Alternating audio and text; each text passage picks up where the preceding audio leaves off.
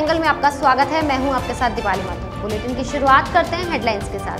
4 राज्यों और 1 केंद्र शासित प्रदेश में मतदान जारी। बंगाल में टीएमसी नेता के घर मिली ईवीएम मशीन, कई जगहों पर हिंसा। कोरोना के बढ़ते मामलों को लेकर मुख्यमंत्री अशोक गहलोत चिंतित। कोविड की दूसरी लहर को नियंत्रित करने के लिए सख्त कदम उठाएगी सरकार। जयपुर एयरपोर्ट पर कस्टम विभाग की बड़ी कार्रवाई। दुबई से आए यात्री से 21 लाख का सोना किया बरामद।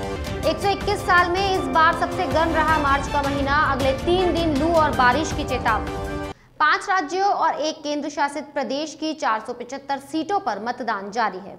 इन सीटों पर 5,857 प्रत्याशी मैदान में हैं। बंगाल में और असम में ये तीसरे फेज का चुनाव है। इसके साथ ही असम में चुनाव पूरा हो जाएगा।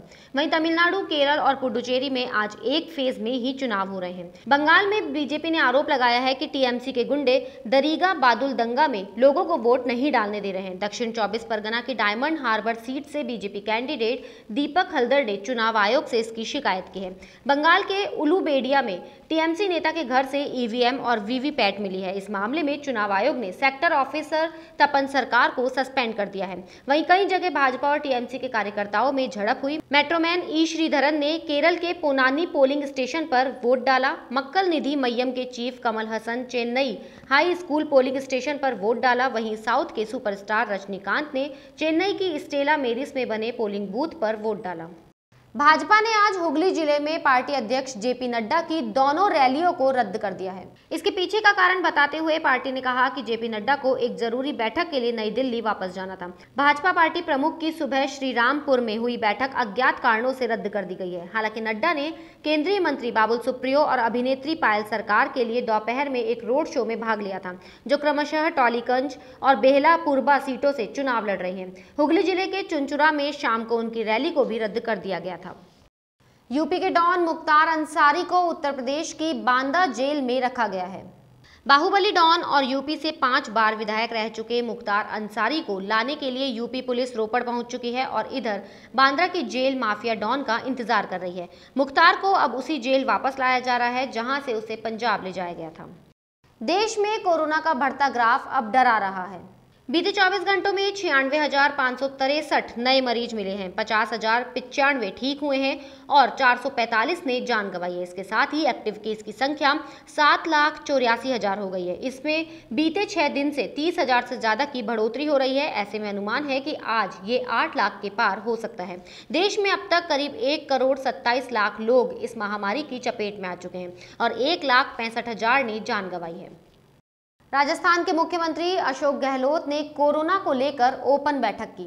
प्रदेश में कोरोना के बढ़ रहे मामलों के बाद सीएम गहलोत ने फिर चेताया कि कोरोना की दूसरी लहर को नियंत्रित करने के लिए सरकार और अधिक कदम उठा सकती है।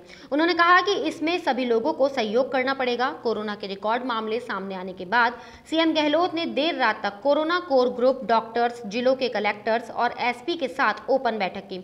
2.25 घंटे चली लाइव वर्चुअल बैठक में मुख्यमंत्री ने कोरोना रोकथाम पर अफसरों और डॉक्टर्स के सुझाव लिए।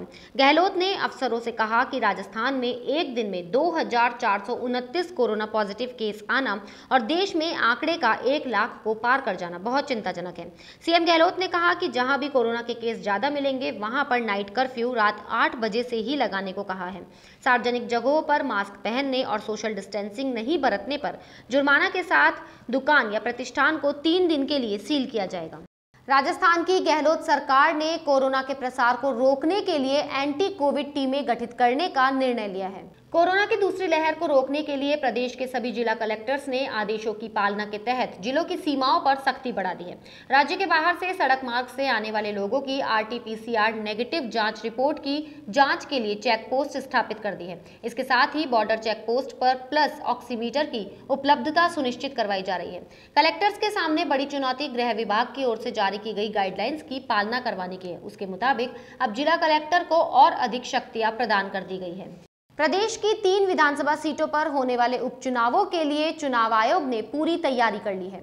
उपचुनाव के दौरान 10% मतदान केंद्रों पर बलवा, बूथ कैप्चरिंग और अनाधिकृत प्रवेश की रोकथाम के लिए वेब कास्टिंग तकनीक का इस्तेमाल किया जाएगा। मुख्य निर्वाचन अधिकारी प्रवीण गुप्ता ने बताया कि तीनों विधानसभाओं में कुल 1,145 मतदान केंद्र स्थापित किए गए हैं। इनमें से 100 संवेदनशील मतदान केंद्रों पर वेब कैमरों के जरिए नजर रखी जाएगी।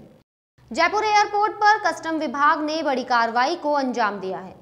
कस्टम विभाग ने दुबई से आए एक यात्री से करीब 21 लाख रुपए का सोना बरामद किया। ये यात्री सोना आइसक्रीम बनाने की मशीन में छुपा कर लाया था। सोने का वजन 461 ग्राम है। यह आरोपी दुबई से एयर इंडिया की फ्लाइट से लाया था। आरोपी को जयपुर एयरपोर्ट के बाहर आइसक्रीम बनाने की मशीन देनी थी, लेकिन कोई नहीं आया।